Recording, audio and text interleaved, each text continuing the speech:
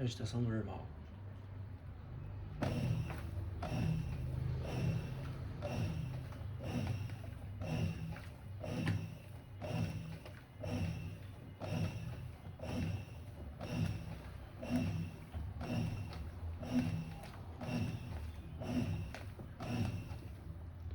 Agitação delicada.